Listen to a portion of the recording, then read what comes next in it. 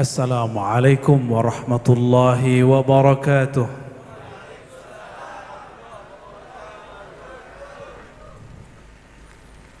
اللهم صل وسلم وبارك على سيدنا محمد الحمله الذي أرسل إلينا سيدنا محمد والحمله الذي جعلنا من أمة سيدنا محمد صلى الله عليه وسلم والحمله الذي أبرزنا في آخر الزمان من أمة سيدنا محمد صلى الله عليه وسلم. أشهد أن لا إله إلا الله الملك الحق المبين صادق الوعد الأمين وأشهد أن محمدا عبده ورسوله اللهم صل وسلم وبارك عليه. أما بعد اللهم أخرجنا من ظلمات الوهم والجهل إلى المعرفة والعلم آمين يا رب العالمين. Puji syukur kepada Allah karena rahmatnya, kudrat iradatnya kita dikumpulkan di malam yang berkah ini. Semuanya berkah Nabi Muhammad sallallahu alaihi wasallam dan pewarisnya, al ulama warasatul anbiya. Kerasulan sudah berakhir, tapi nubuat diwariskan kepada ahlinya. Maka disebutlah orang-orang yang mengenal Allah ulama. Innama yakhshallaha min ibadihil ulama, surat Fatir. Yang takut kepada Allah, yang kenal Allah. Terjemahan di Kementerian Agama, yang takut, yang hanya takut. Tapi kalau terjemahan lainnya, yang mengenal jalalnya Allah hanyalah ulama. Itulah khasyah. Khasyah itu rasa segen, rasa diperhatikan, rasa diawasi oleh Allah Subhanahu wa taala.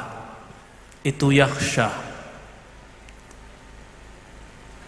Makanya di Quran ada kata ulama, ada kata aulia. Kalau ulama yakhsha, tapi kalau aulia la khaufun alaihim wala hum yahzanun. Apa perbedaannya? Kalau ulama mengenal Allah dengan bab jalal, ketegasan Allah, keperkasaan Allah, maka yang ada pada ulama, betul ulama ini kadang-kadang suka menakut-nakuti umat. Udah ditakut-takuti belum hari ini? Ya? Nazira, itu tugas ulama. Emang harus begitu, tugas ulama. Tapi kalau aulia, ala inna aulia Allah la khaufun alaihim wala hum yahzanun. Kalau para aulia di kolbunya tidak ada lagi kegelisahan, kegundahan, tidak ada lagi kesedihan apapun yang dialaminya. Kenapa? Mereka mengenal Allah lewat bab jamal, bab mahabbah, bab cinta. Dan semoga kita yang hadir malam ini berkat Tuan Guru Syekh Muhammad Saman Al-Banjari dan Tuan Guru Syekh Jumeri Dahri, Allah jadikan orang yang kenal Allah melalui jalal dan jamalnya. Amin ya rabbal alamin. Tidak hanya jamal, jalal juga perlu. Tidak hanya jalal, jamal juga perlu. Dan yang saya hormati para umara, para ulama, ternyata di samping saya ada tetangga Ustadz Kiai Muhammad Ihsan, sahih Ustadz, Al-Falimbani ya. Kalau saya Al-Fadani Ustadz. Kalau yang gondrong mana nih Ustadz? Al-Jawi. Kalau ja-nya bacanya Al-Jawi gitu ya. Kalau Abah maunya Al-Banjari aja Bah, atau Al-Kutai tadi. Atau tadi itu sanga-sanga apa? Angosi. Maaf ya Bah ya. Syukran kepada Majelis Nasyid Burdah Al-Badr ya. Al-Badr, namanya ngeri kali itu ya. Itu namanya berat itu. Ya, itu nama lengkap itu. Itu nama Rasulullah Al-Badr. Nama Rasulullah itu Al-Qamar. Maka kalau ahli tafsir disebutkan tentang ayat-ayat sumpah Allah kepada matahari dan bulan. Wasyamsi wa, gimana ayatnya? Wasyamsi wa duhaha wal qamari idza talaha. Kalau ahlul haqiqah mengatakan asyams, syamsu Muhammadin sallallahu alaihi wasallam, wal qamar, qamaru Muhammadin sallallahu alaihi wasallam. Makanya kita punya syair qamarun, benar. Siapakah qamarun di situ? Qamar berarti rembulan. Jika cahayanya penuh bernama Badr, tala'al badru alaina. Jika telah terbit bulan purnama, maka bintang-bintang semuanya sirna. Jika telah terbit sang nabi baginda, maka nur para nabi pun ikut dalam nurnya. Itu para nabi Allah hidupkan, lalu diizinkan Allah menjadi umatnya seketika dengan menjadi makmumnya Nabilah sallallahu alaihi wasallam yang menjadi imamnya. Itu yang dibaca pada tarhim, ya. Tarhim masih ada di sini. Sebelum azan, salatu wassalamu alaik, gitu ya. Masih. Apa bid'ah? Ya salam. Mukelu bid'ah kata orang Betawi. Maka laulahu ma'arafna Allah wa ma'arafna as-salah wa ma'arafna az-zakah wa ma'arafna al-umrah wa ma'arafna al-hajj.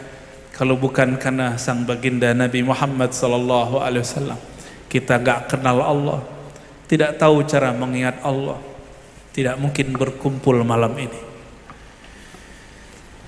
Satu kali ada seorang Arab Badui datang, hadisnya sahih, datang kepada Rasulullah lalu mengatakan, ya Rasulullah, inni uhibbuk, aku betul-betul cinta kepadamu, sehingga ketika aku pulang, aku tidak sabar untuk bertemu engkau kembali. Tapi ya Rasulullah, yang aku khawatirkan cuma satu, jika aku mati, engkau pun pergi, engkau dikumpulkan bersama para nabi, sedangkan aku, siapalah aku, orang Badui. Apa kata Nabi? Tidak usah khawatir wahai sahabatku, anta ma'aman ahbabta, engkau akan bersama zat orang yang engkau cintai. Wa idza ahabba ahadan aktsara dzikrahu, ciri-ciri orang cinta sering ingat dia. Benar. Yang paling sering kita ingat siapa? Pasangan fisik. Kita kurang mengingat baginda Nabi Muhammad sallallahu alaihi wasallam. Nabi Muhammad tidak ada yang tahu wajahnya kecuali para sahabat. Sahabat menceritakan kepada tabi'in, tabi'in terus sampai kepada imam-imam dan guru-guru kita hari ini. Tapi tenang saja, ruh kita tidak pernah lupa ruh baginda Nabi Muhammad sallallahu alaihi wasallam. Itulah sebabnya kenapa ia mengatakan, siapa yang bertemu aku dalam alam bawah sadarnya atau mimpi, dia betul-betul melihat akanku. Nanti di alam kubur Allah menyuruh malaikat Munkar dan Nakir bertanya. Tanya itu orang yang mati, siapakah Rabbmu? Yang ditunjukkan satu wajah. Ditanya, tahukah engkau siapakah yang punya wajah ini?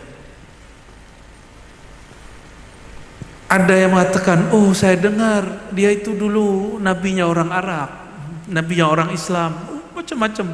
Ada yang mengatakan la arifu, yang mengatakan tidak kenal, prak kepalanya. Padahal kita belum bertemu Rasulullah. Lalu apa modalnya? Maka siapa yang dulu pernah melihat Nabi di alam arwah, pasti ketika masuk ke alam dunia dia akan rindu jika disebut sang baginda Nabi Muhammad sallallahu alaihi wasallam.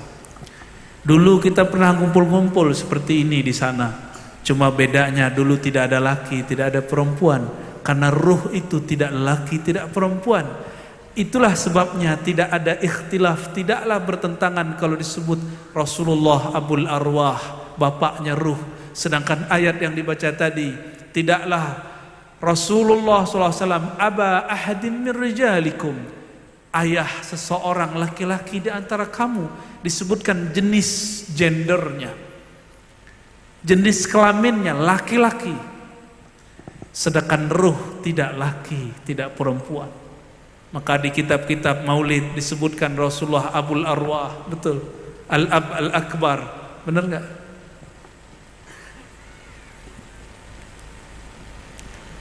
Ini modal kita, modal cinta. Mungkinkah cinta tanpa kenal? Mungkinkah cinta tanpa kenal? Tidak mungkin. Bagaimana mau mencintai kita tidak kenal? Bagaimana mau menyembah Allah jika kita tidak kenal? Apa yang disembah? Sembah batu, sembah Hajar Aswad, sembah batanya orang Mekah? Bukan. Kita tidak pernah menyembah Hajar Aswad. Bahkan kita tidak menyembah Sayyidina Muhammad sallallahu alaihi wasallam. Kita hanya menyembah Allah yang disembah sang baginda Nabi Muhammad sallallahu alaihi wasallam.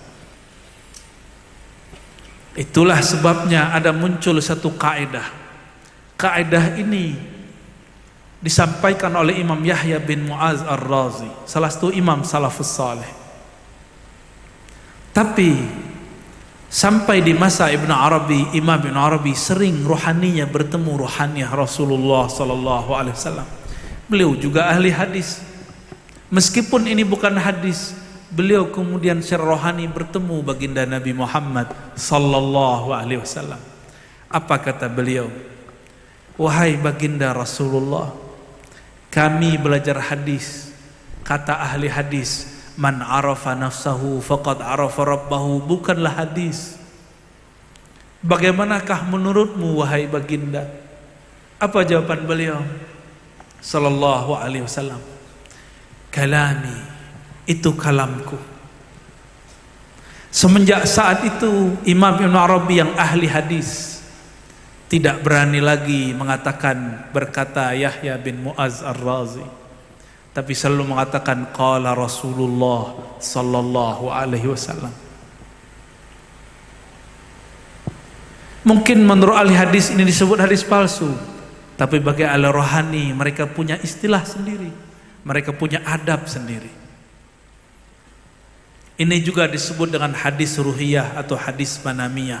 Bukan hadis Nabi, tapi cukup disebut hadis ruhiyah atau hadis manamiyah. Hadis-hadis lewat alam rohani. Hadis-hadis begini tidak ada unsur syariatnya. Dia hanya berbicara bab hakikat. Syariat telah sempurna, tidak akan ada perubahan sedikit pun. Al-yawma akmaltu lakum dinakum. Tapi ilmu hakikat, Imam Al-Hakim At-Tirmizi mengatakan itu akan terus berkembang di kolbu para ulama. Turun semuanya di kolbu Rasulullah, tapi Rasulullah kemudian bagi-bagi kepada para sahabat. Kata Abu Hurairah dalam hadis Bukhari, aku diajarkan dua wi'ain, dua karung, dua kantong ilmu. Satu kantong aku bagi, yang satu lagi jika aku bagi aku akan dikafirkan lalu akan dibunuh oleh sebagian orang. Begitu juga kata Abdullah bin Abbas, begitu juga kata zuriat Sayyidina Ali. Tapi kata Imam Al-Hakim At-Tirmizi, imam yang muncul di abad ketiga dan awal keempat Hijriah, ilmu ini akan berkembang terus. Iman kita, kemampuan kita menjalankan syariat tidak ada yang sehebat para sahabat. Maka tidak ada iman kita setinggi Jibril. Bahkan sahabat yang paling lemah imannya, iman kita tidak ada yang setinggi mereka. Tapi kalau pengetahuan, Allah bagikan lebih banyak di masa ini. Makanya sahabat kalau hidup sekarang dikasih smartphone bingung. Benar nggak? Dulu Imam Bukhari cari satu hadis sebulan. Sekarang cari satu hadis, buka dari Play Store dapat satu kitab. Benar. Ini bukti bahwa knowledge, keilmuan, ilmu dibuka di akhir zaman. Jika ilmu-ilmu rohani tetap kita tutup, kapan lagi umat akan dewasa? Nanti umat akan menyembah Allah pakai transaksi. Ya Allah, saya sholat pengen bisa banyak rezeki, sholat duha supaya rezekinya nempel, baca sholawat supaya jomblo jadi ganti status. Itu nyembah Allah dengan transaksi, belum menyembah Allah sebenar-benarnya ibadah. Nyembah Allahnya masih bersyarat, sedangkan Allah memberi kita tanpa syarat. Kapan kita menyembahnya tanpa syarat? Kalau sudah kenal kepada Allah. Maka kalam yang disebut Imam Ibn Arabi tadi, man arafa nafsahu faqad arafa rabbahu. Apa makna ringkasnya? Ini maknanya panjang. Ayahanda sudah lebih faham daripada saya, karena beliau secara umur jauh lebih daripada saya, ya.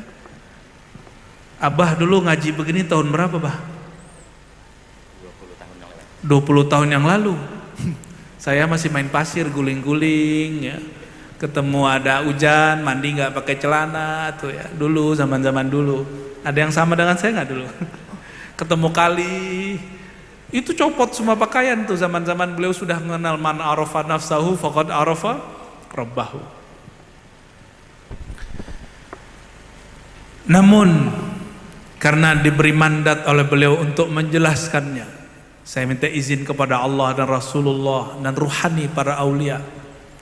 Man arafa nafsahu, siapa yang mengenal bahwa dirinya bersumber dari sang diri, yaitu Nabi Yuna Muhammad, Nur Muhammad sallallahu alaihi wasallam, faqad arafa rabbahu, niscaya dia telah kenal Rabbnya. Karena yang pernah bertemu Allah di alam semesta ini cuma satu sosok ini, baginda Nabi Muhammad sallallahu alaihi wasallam. Sayyidina Musa meminta, arini ya Rabb, tampakkan dirimu kepadaku. Lalu Allah menampakkan hanya sekelibet cahaya kepada Tursina. Tursina hancur, Sayyidina Musa pingsan. Tidak diizinkan memandang secara zahir, hanya diizinkan memandang secara batin. Sayyidina Adam ketika memandang ke aras hanya diizinkan memandang nama-nama. Sayyidina Ibrahim diizinkan memandang sifat-sifat. Begitulah para nabi, nama, sifat, af'al diizinkan semua memandang. Tetapi langsung terhubung kepada sang pemilik zat wajibul wujud hanya baginda Nabi Muhammad sallallahu alaihi wasallam. Ada satu riwayat yang suka saya sebutkan di musim Maulid mengenai maqam Sayyidina Jibril dan bedanya dengan maqam Sayyidina Muhammad sallallahu alaihi wasallam. Kita mengira Sayyidina Jibril yang lebih tinggi. Tidak. Sayyidina Jibril pengemban, pembawa risalah dari Lauh Mahfuz ke bumi, tapi tidak pernah diizinkan menginjak arasnya. Kata Sayyidina Jibril ketika ditanya oleh Nabi Muhammad sallallahu alaihi wasallam, kalau orang Jawa nanyanya gimana? Mas Jibril gitu ya. Nabi Muhammad itu kalau nggak didatengin malaikat Jibril itu marah kekasih, marahnya kawan. Kau nih nggak datang, nggak usah datang, kira-kira gitu. Pernah satu kali Sayyidina Jibril tidak turun beberapa bulan. Ketika turun Nabi Muhammad kemudian mengatakan, kemana aja engkau wahai Jibril? Saking akrabnya Sayyidina Muhammad SAW dengan Sayyidina Jibril. Karena mereka akrab, maka Sayyidina Muhammad SAW nanya-nanya makomnya Sayyidina Jibril.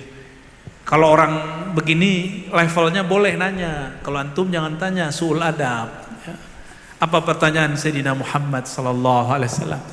Hei Jibril, hal ra'aita rabbak? Apakah engkau sudah sampai usul memandang kepada Rabbmu? Malaikat Jibril ditanya begitu langsung lihat. Ya Muhammad, antara aku dan Allah ada 70.000 hijab cahaya. Kalau iblis, antara dia dan Allah 70.000 hijab kegelapan. Sebelum dia jadi iblis, namanya Azazil. Kalau sekarang nggak tahu udah berapa hijabnya iblis tuh. Hijab itu artinya penghalang. Saya tidak sanggup mata tembus ke belakang tembok, itulah penghalang. Ini disebut hijab.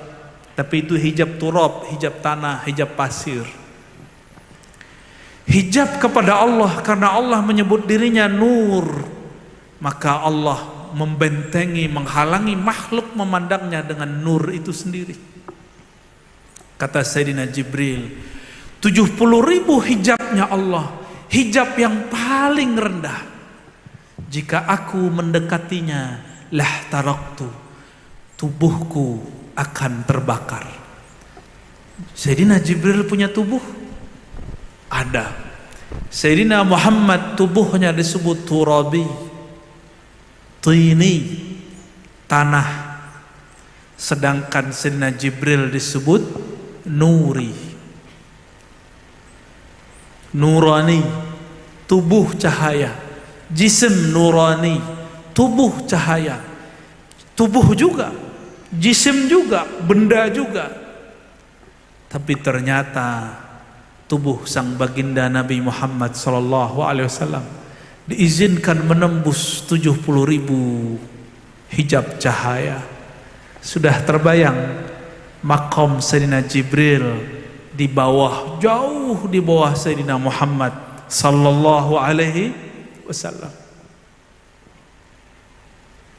Jadi lebih tinggi Sayyidina Jibril atau Sayyidina Muhammad? Sayyidina Muhammad sallallahu alaihi wasallam. Ternyata Sayyidina Jibril baru diizinkan memandang nur Nabi Muhammad ketika diperintahkan bersolawat. Masyhurlah hari ini solawatnya dengan sebutan solawat Jibril. Dalam satu hikayat yang disampaikan masyaikh kami, Sayyidina Jibril bersolawat 2000 tahun lamanya. Ada yang sudah berzikir solawat 2000 tahun? Belum ya? Belum. Kayaknya 2 jam pun kaki sudah pegal-pegal ya. 20 menit udah lihat-lihat jam. Ya. Kita nggak sanggup seperti Sayyidina Jibril. Maka Sayyidina Al-Hasan Al-Basri, murid Sayyidina Ali, mengatakan dalam hadis Imam Bukhari, tidak ada satupun sahabat merasa imannya seperti Sayyidina Jibril. Kok ada hari ini orang belajar ilmu hakikat merasa ma'rifatnya lebih tinggi daripada Sayyidina Jibril? Enggak, kita nggak usah ngomong begitu. Kita serahkan kepada Allah Subhanahu wa ta'ala. Tidak ada namanya hakikat yang dia pelajari itu, yang kita ambil ini bertentangan dengan syariat yang juga kita amalkan. Man arafa nafsahu faqad arafa rabbahu.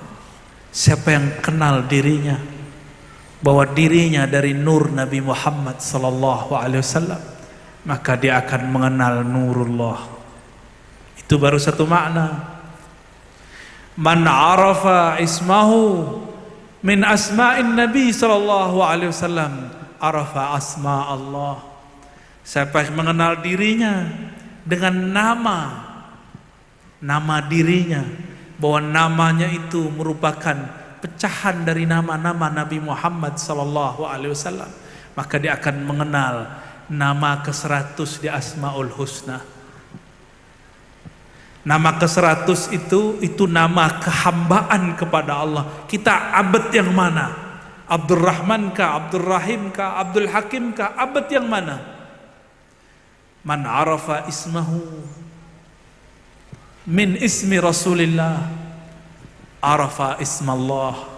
Barangkali itu maknanya. Siapa yang mengenal namanya, di bagian manakah nama dia ada pada nama Nabi Muhammad sallallahu alaihi wasallam, dia akan mengenal nama Allah Subhanahu wa taala.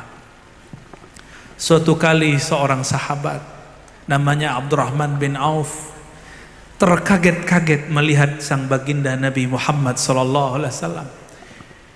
Diberikan seorang anak kepadanya, ternyata itu anaknya sendiri. Anaknya bernama Ibrahim, Sayyid Ibrahim, tufiya, wafat. Abdurrahman bin Auf radhiyallahu taala anhu melihatnya, "Ma bika ya Rasulullah? Apa-apa ini wahai Rasulullah? Masa Rasul nangis?" Dalam pikiran Abdurrahman bin Auf tidak pantas Rasulullah nangis. Maka pandangan ini diluruskan oleh Rasulullah sallallahu alaihi wasallam. Kadang seorang murid berlebihan memandang guru. Apa kata Rasulullah? Hazihi rahmatun wada'aha fi qulubi man syaa min ibadih. Ini tangis ini adalah rahmah. Sifat rahmah, nama rahmah yang Allah titipkan, Allah teteskan di kalbu siapapun yang Dia kehendaki. Disitulah kemudian Abdurrahman bin Auf menangisi kenapa nur itu tidak ada di kalbunya. Saat dia menangis barulah nur itu terbit. Maka siapa yang mengenal sifatnya adalah tanazul, adalah turunan pancaran dari nur Nabi Muhammad sallallahu alaihi wasallam, dia akan mengenal sifat Allah Subhanahu wa taala. Dan selanjutnya siapa yang mengenal kudrat iradatnya adalah pancaran daripada kudrat iradatnya Nabi Muhammad. Nabi Muhammad adalah tajallinya kudrat iradat Allah Subhanahu wa taala.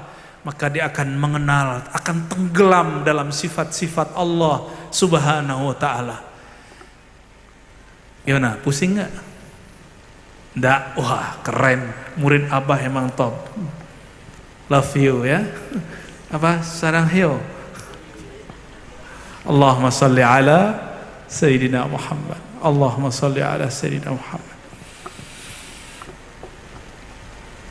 Satu kali datang seorang Arab Badui lagi kepada Nabi, tapi Arab Baduinya lain dengan Arab Badui yang pertama. Arab Badui pertama maqam mahabbahnya sangat tinggi. Sedangkan Arab Badui ini baru belajar mahabbah, cinta.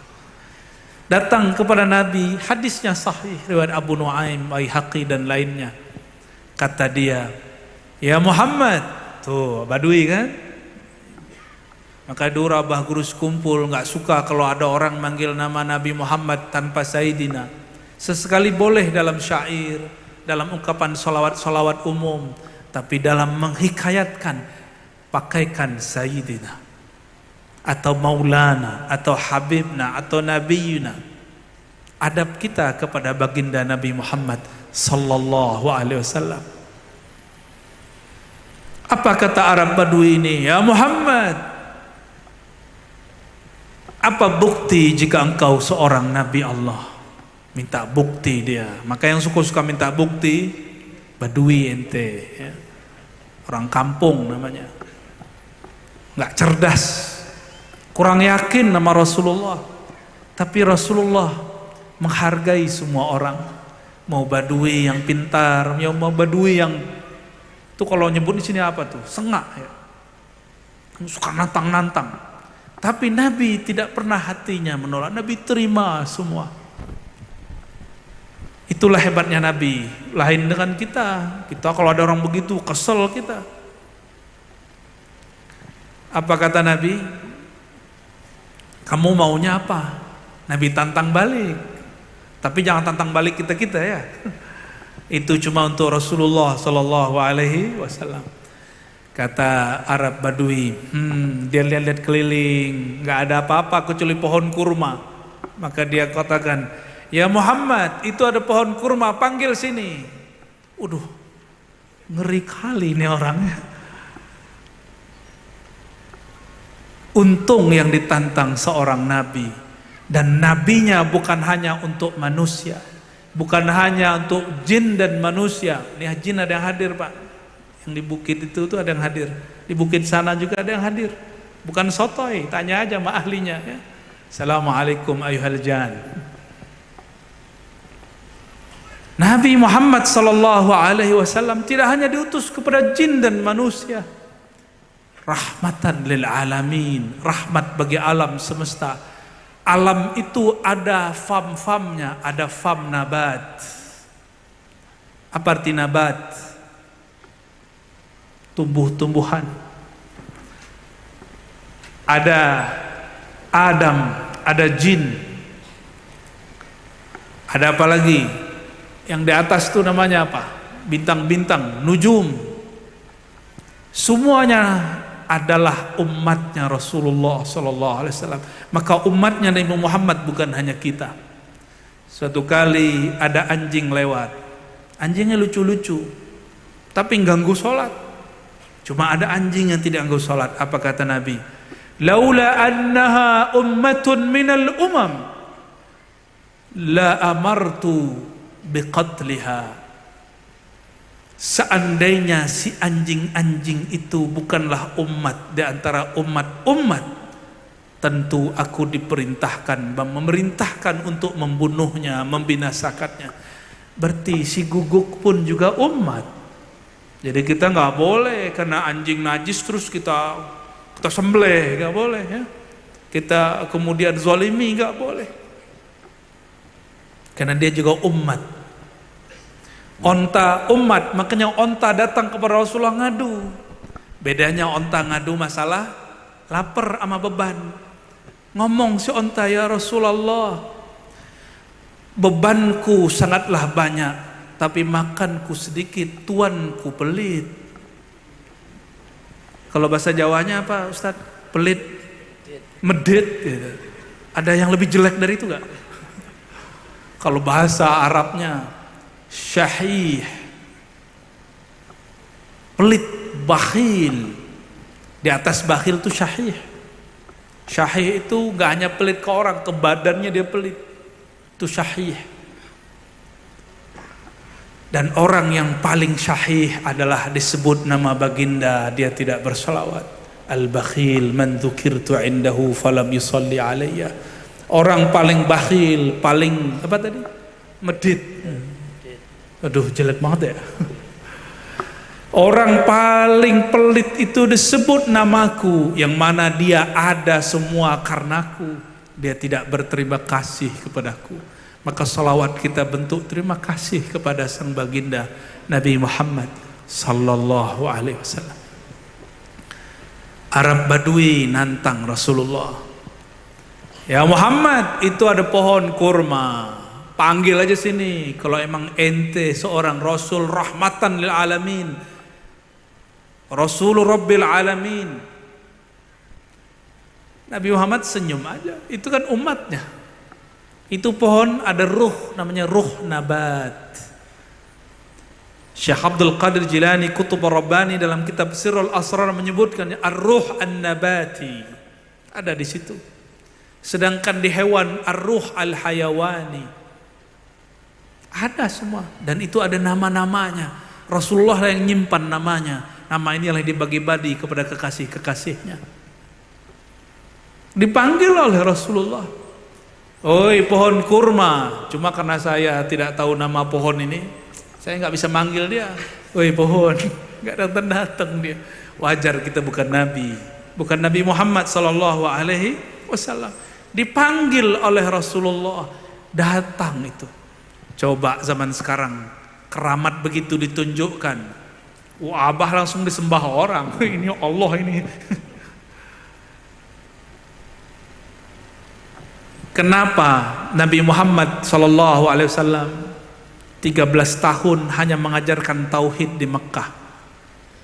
Supaya sahabatnya tidak menyembahnya. Meskipun babullah, pintu menuju Allah, hanya Nabi Muhammad sallallahu alaihi wasallam. Tidak ada lagi la sabil ilaihi illa min babih. Tidak ada lagi jalan mengenal Allah kecuali melewati Rasulullah SAW. Maka seberapa kenal seseorang kepada hakikat Nabi Muhammad sallallahu alaihi wasallam, sejauh itulah dia kenal kepada Allah Subhanahu wa taala. Dipanggil oleh Rasulullah, itu pohon kemudian bersujud sampai kepada Rasulullah, jalan. Coba bayangin pohon jalan. Horor semua ya. Bisa-bisa bubar pengajian kita ya.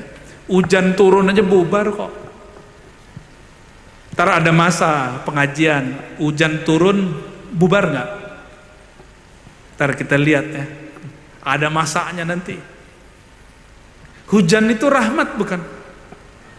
Masa takut sama rahmat enggak? Minta-minta rahmat dikasih nggak mau. Cuma dari tadi panitia doa, ya Allah, kok hujan? Dia lupa.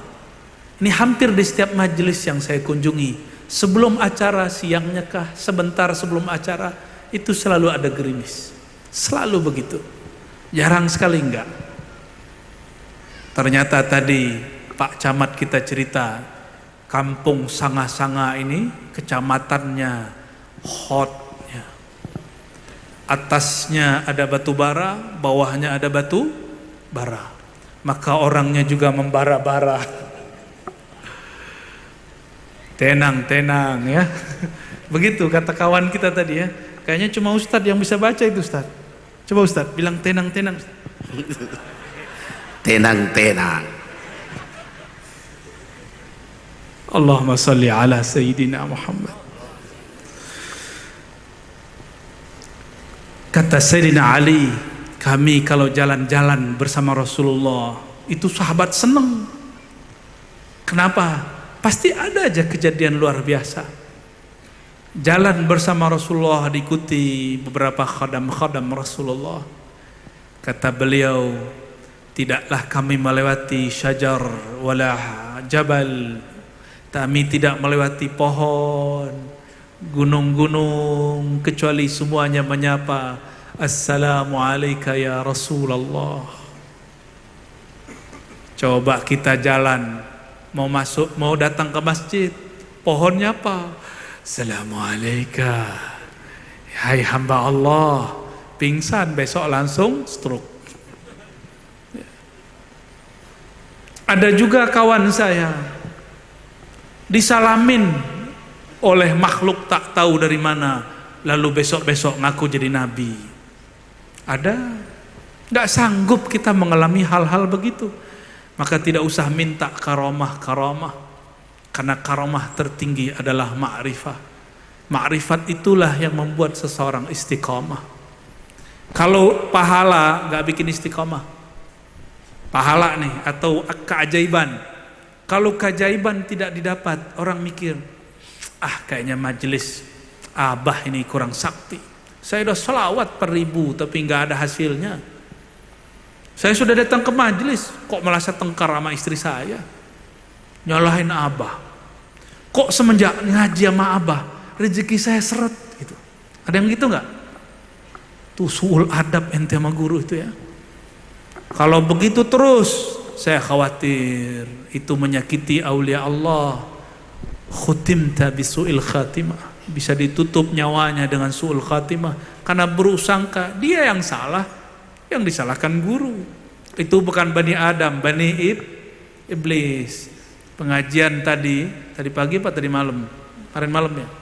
Iblis itu nyalahin Nabi Adam, bahkan nyalahin Allah. Iblis itu hakikatnya dahsyat, zikir la ilaha illallahnya tidak pernah berhenti. Sehingga dalam satu hikayat yang disampaikan masyayikh kita ahlul haqa'iq, apa kata mereka? Iblis itu ketika dia tidak mau sujud kepada Nabi Adam, apa kata iblis? Ya Allah, yang berhak disembah, disujudkan cuma engkau. Kenapa aku harus sujud kepada Adam? Tuh, sok ahli tauhid ya. Nanti bakal muncul ilmu-ilmu begitu ya, yang mengatakan cium tangan sama dengan sujud. Kita cium tangan bukan menyembah guru, kita cium tangan karena cinta kepada Sang Maha Guru Rasulullah SAW. Karena tidak bertemu beliau, kita bertemu guru-guru. Nabi Muhammad SAW marah nggak kepada Arab Badui? Tidak marah, tapi dididik. Akhirnya Arab Badui bersyahadat, asyhadu annaka Rasulullah, aku bersaksi setelah menyaksikan keajaiban tadi bahwa engkau betul-betul Rasulullah, Nabiullah. Boleh nggak beriman begini? Sah nggak imannya? Sah, tapi iman ala Badui. Mau begitu? Boleh, nggak apa-apa. Sering-sering aja begitu. Abu Bakar pernah begitu nggak? Abu Bakar pernahkah mengatakan, ya Rasulullah, kalau ente emang Rasulullah, ayo, tuh bulan tuh pecahin tuh, belah dua tuh. Pernah nggak gitu? Nggak pernah Abu Bakar. Sayyidina Abu Bakar bahkan tidak sanggup memandang wajah baginda Nabi Muhammad sallallahu alaihi wasallam. Karena Sayyidina Abu Bakar tahu hakikat wajah Nabi Muhammad sallallahu alaihi wasallam. Sehingga ketika ditanya kepada Abu Bakar As-Siddiq radhiyallahu taala anhu, seperti apakah wajah Rasulullah? Dia hanya menangis. Dia tidak sanggup menjelaskannya. Sallallahu alaihi wasallam. Tapi dulu ada seorang ibu-ibu, Nabi lagi hijrah. Hijrah terakhir Nabi Muhammad sallallahu alaihi wasallam. Ketika sampai di satu kampung antara Mekah dan Madinah, baginda Nabi Muhammad sallallahu alaihi wasallam dilihat oleh Sayyidina Abu Bakar As-Siddiq terlihat haus secara manusiawi. Ternyata yang haus itu Abu Bakar As-Siddiq. Maka mampirlah di satu kampung. Di kampung itu ada seorang ibu-ibu. Ibu ini mengembala domba. Di antara domba itu ada domba yang mengeluarkan air susu. Tapi Nabi lirik, mana domba yang air susunya kempes dan tubuhnya layu. Kata Sayyidina Nabi SAW, wahai bunda, izinkan kami memerah susu kambing atau domba yang kurus itu. Kata si ibu penjaga, oh ambil aja. Dia sudah nggak minat sama domba itu. Diambil oleh Rasulullah, nggak langsung diambil domba isi susunya, dipijat-pijat. Ini bukan ijazah pijat ya. Nabi urut-urut, Nabi sayang-sayang, sehingga si domba merasa disayang. Si domba mengenal itu Rasulullah SAW. Tapi si ibu belum tahu kalau itu Rasulullah. Dia lihat-lihat dari jauh. Apa ini? Kok aneh ini orang? Kita ingin buang itu domba, kok ini orang malah dipijat-pijat, disayang-sayang. Setelah disayang-sayang, ditadlik bahasa Arabnya, dipijat-pijat sehingga lancarlah darahnya. Ternyata si domba terkilir, dipijat oleh Rasulullah, darahnya lancar, dipencet itu susunya, keluarlah laban susu kesukaan Rasulullah sallallahu alaihi wasallam. Tapi akal saya sulit menerima. Kenapa? Itu tidak ada susunya. Gimana? Sebenarnya itu susu keluar dari tangan baginda atau keluar dari domba? Nanti kalau masuk surga tanya ya sama Rasulullah. Tapi kalau saya dalam pandangan hakikat melihatnya, keluarnya dari jari-jari Rasulullah sallallahu alaihi wasallam. Karena dalilnya apa? Dalilnya ketika beliau sedang di suatu masjid dan juga sedang perang, terjadi berkali-kali para sahabat mencari wadu. Wadu itu tempat air untuk wudu dan minum. Tidak ketemu airnya, airnya habis. Mereka mengadukan kepada Rasulullah sallallahu alaihi wasallam, lalu baginda mengatakan, kumpulkan semua air yang tersisa. Itu yang tersisa dikit dicampur lalu Nabi berdoa. Apa kata para sahabat? Sayyidina Anas, para sahabat mengatakan, kami melihat ma yatafajjar min baini asabi'i. Kami melihat air keluar dari jemari-jemarinya sallallahu alaihi wasallam. Itu air Nabi ada keran nggak di belakang badannya? Masuk akal nggak di akalnya kita? Akal kita, tapi akal Sayyidina Nabi akbar min uqulina. akalnya lebih besar dari akal kita. Kita kalau pusing, stres, Nabi kalau ada masalah di bumi, maka beliau mengakses yang di atas bumi. Beliau terus ke surga. Surga itu ada 4 mata airnya. Ada air mineral, ini bukan merek ini ya. Ada air susu, ada air madu, ada air khamar. Semua riwayat yang kita lihat, inilah 2 yang sudah keluar di bumi. Air mineral dan air susu. Sallallahu alaihi wasallam. Itu perempuan tambah bingung. Dipelatih, ini siapa ini orang? Dia lihatlah dari ujung rambut Nabi sampai ujung kaki Nabi. Kelak, inilah skenario Allah. Abu Bakar tidak berani lihat, hanya melihat tangan Nabi memerah susu. Kelak perempuan ini diriwayatkan dalam riwayat Tirmizi bercerita tentang sosok Nabi Muhammad SAW. Inilah mungkin boleh kita sebut ketidaksengajaan yang bawa berkah. Sallallahu alaihi wasallam. Dan 2 hari ini banyak sekali ketidaksengajaan ya Abah ya. Dan semuanya diberkahi. Alhamdulillah. Keluar tuh air susu. Kira-kira gimana? Kita boleh beda kan? Kalau antum meyakini keluarnya dari susu, oke. Kalau saya tidak, saya meyakini keluar dari jemari-jemari Rasulullah Sallallahu alaihi wasallam. Nabi itu nggak akan kehausan. Nabi hanya memerankan gaya haus. Ketika para sahabat semuanya tidak makan, Nabi carikan makan. Lalu beliau tidak makan dan beliau mengatakan, innama at'amani rabbi wa saqani. Yang memberiku makan dan minum adalah Allah Subhanahu wa ta'ala. Tapi sesekali Nabi pura-pura, bukan pura-pura ya, Nabi berempati. Kalau pura-pura tidak pantas. Berempati ke sahabat yang lapar, belum menunjukkan sikap lapar. Sallallahu alaihi wasallam. Dalam satu riwayat yang lain, riwayat Imam Ibnu Majah, hadisnya hasan. Salah satu kekasih dan murid Rasulullah, khadam beliau yang suka mengambil berkah sisa makanan Rasulullah di masa hidupnya, beliaulah Sayyiduna Abu Hurairah. Sayyiduna Abu Hurairah radhiyallahu taala anhu pernah menjadi gubernur dan menjadi pengusaha. Dulu remah-remahan tangan Rasul dia yang ngumpulin, dimakan. Makanya orang Syiah benci sama Abu Hurairah, dituduh Abu Hurairah ini orang yang tamak, ya, yang suka makan. Mereka tidak tahu tamak kepada sisa-sisa Rasulullah itu adalah keberkahan. Sallallahu alaihi wasallam ya.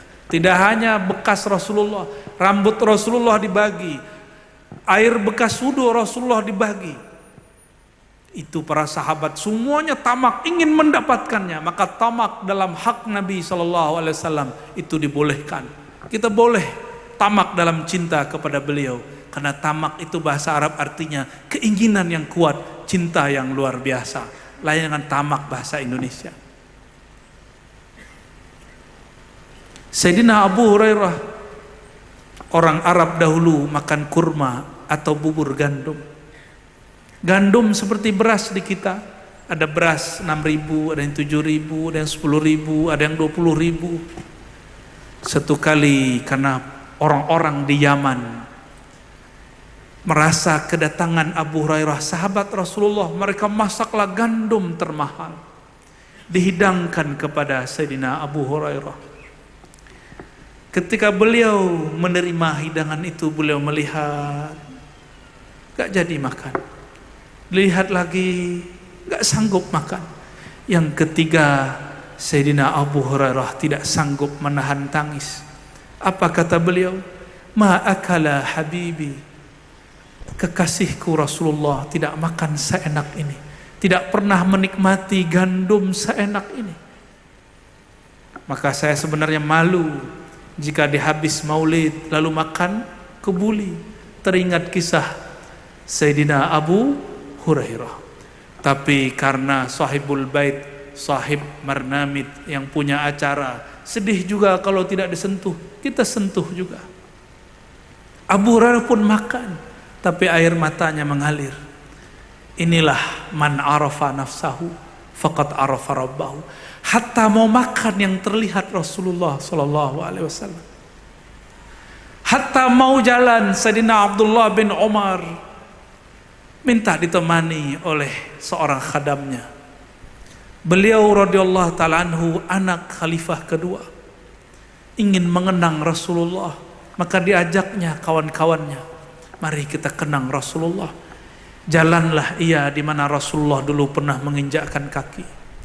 Beliau naik ke atas kuda atau onta atau himar di mana Rasulullah dulu pernah menaikinya.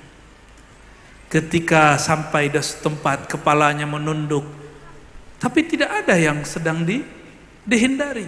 Bertanyalah khadamnya, ya Abdullah, kenapa engkau menunduk padahal tidak ada yang menghalangi kita?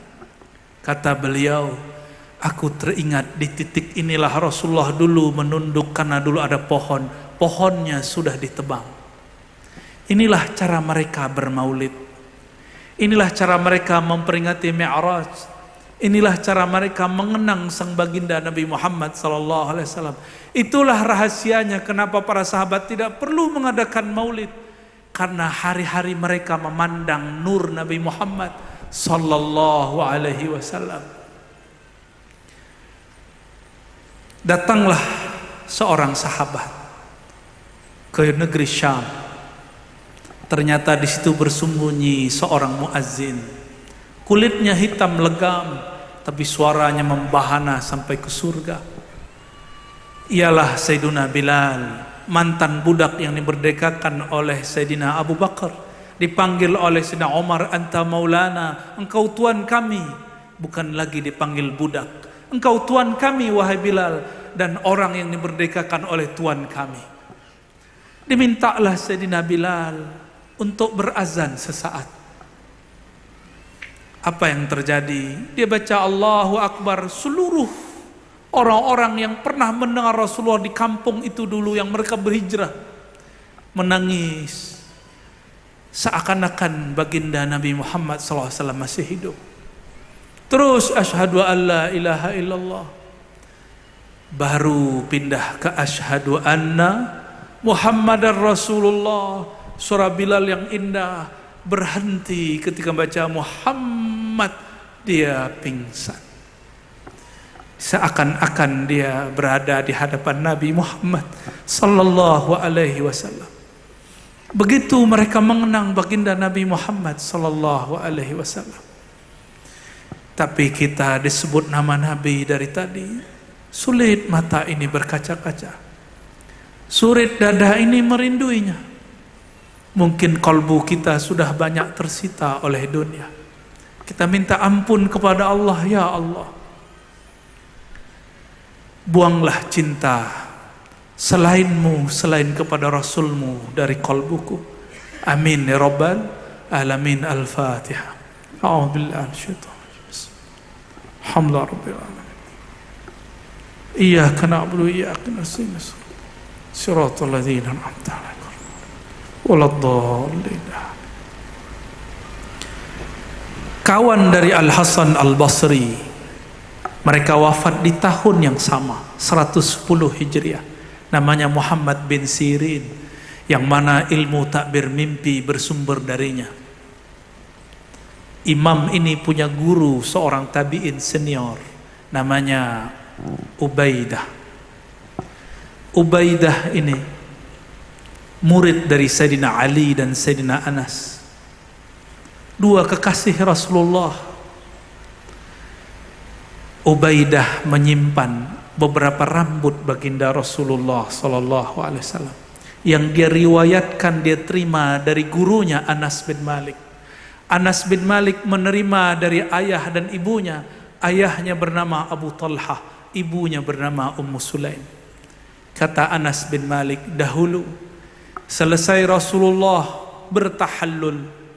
Selesai umrah dan haji, beliau membotaki kepalanya, menghabiskan, disebut tahliq. Beliau botakkan kepalanya, gundul, karena Nabi mengatakan, ya Allah rahmatilah orang yang menggunduli kepalanya. Ini bapak-bapak yang sok ganteng ini, kalau umroh tahun ini, tahun depan gundul. Sepakat? Karena Rasulullah tidak pernah cuma motong sedikit. Rasulullah selalu setiap kali tahallul potong semua. Mau mengamalkan? Amalkan. Nanti saya nggak ganteng lagi. Ganteng bukan di rambut, di muka. Sallallahu alaihi wasallam. Ya, yang mau berangkat akhir bulan ini, bulan depan, bulan besok, tahun depan, gunduli rambutnya. Karena gundulkan rambut itu adalah penghinaan diri tertinggi di hadapan Allah Subhanahu wa ta'ala. Apa kata Nabi ketika digunduli bagian kanan? Ya Aba Talhah, dipanggil ayahnya Sayyidina Anas. Ambil ini. Maka diambil, dibagi-bagi. Itu dibagi-bagi, dapatlah sahabat, ada yang 2, ada yang 3, ada yang 8, ada yang berapa? Ada yang sudah dapat, dipotong-potong lagi. Yang penting dapat. Berarti Nabi suruh mengenang rambutnya. Dan rambutnya sampai hari ini sudah banyak datang ke Indonesia. Semoga ini tanda keberkahan. Tidak hanya rambut, zuriatnya pun sudah banyak di negeri ini. Pewaris-pewaris ma'rifatnya pun sudah mulai muncul di negeri ini. Alhamdulillahirabbil alamin. Lalu dipotong lagi, digunduli lagi bagian kiri. Kata Nabi, ya Aba Talhah, berikan kepada istrimu Ummu Sulaim. Maka diberikan ke Ummu Sulaim. Yang disimpan rambutku ini kepada manusia. Berarti Nabi mengizinkan mengenangnya walaupun hanya lewat rambut. Ummu Sulaim ternyata rambut tol kecil dijadikan bibit untuk parfum. Diambil 1 tetes dicampur dengan kasturi, ambil 1 tetes campur dengan mawar, melati, terus begitu. Sehingga entahlah mana yang mengharumkan. Entah Rasulullah diharumkan oleh kasturi, entah kasturi yang tambah harum karena wewangian Rasulullah sallallahu alaihi wasallam. Kira-kira mana yang lebih harum? Kasturi atau keringat Rasulullah? Kalau keringat kita gimana? Keringat antum bau jengkol. Bau apa lagi? Bau asem. Keringat kita, karena kita bukan Rasulullah, wajar. Rasulullah SAW harum, bukan main. Ketika dapat rambut, Ummu Sulaim dapat cara baru. Itu rambut diambil, dicelup ke kasturi, dicelup ke air, dicelup. Bertambah ilmunya. Apakah itu syirik? Itu namanya tabarruk, mengambil keberkahan baginda Nabi Muhammad sallallahu alaihi wasallam. Maka semua yang mendapatkan bagian ini, dia mendapatkan keharuman yang luar biasa. Lain dengan Sayyidatuna Aisyah. Ketika dia hendak wafat, dia wasiat kepada khadamnya, jika aku mati, selipkan rambut kekasihku Rasulullah di kain kafanku. Kira-kira gimana tuh? Mungkar Nakir kenal nggak sama Rasulullah? Sama rambut Rasulullah kenal nggak? Kalau ada orang wafat, di bajunya, di kafannya ada rambut Rasulullah, berani nggak dicolek sama Mungkar Nakir? Nggak berani. Ya, nggak berani. Inna Allah harrama 'alal ardi an ta'kula ajsadal anbiya. Bumi Allah haramkan mengganggu jasad para nabi. Maka dari hadis ini ulama kita mengistinbatkan, siapapun yang punya sedikit dari nabi, dia tidak akan dirusak oleh bumi. Bumi ini, jika nanti ada orang yang kurang ajar sama Rasulullah, kata Mungkar Nakir, himpit dia wahai bumi, jepit dia wahai bumi, cekik dia wahai bumi. Begitu Mungkar dan Nakir Tapi kalau ada bau rambut Rasulullah, siapa yang berani mengganggu? Sallallahu alaihi wasallam. Tapi jangan sedih Bapak Ibu Saudaraku, jika rambutnya tiada, jika bau keringatnya tiada. Rasulullah mengatakan, al ulama warasatul anbiya, pewaris hakikiku masih ada, yaitu para ulama yang mengenal Allah dengan jalal dan jamalnya. Maka ulama itu sirnya adalah sirrul anbiya, karena mereka mewarisi para nabi. Tapi ingat, ulama bukan nabi. Sallallahu alaihi wasallam. Gimana, udah ngantuk belum? Saya yang ngantuk. Kalau mau terus salawat dulu 1 kali. Ya. Fadal, salawat dulu Ustaz.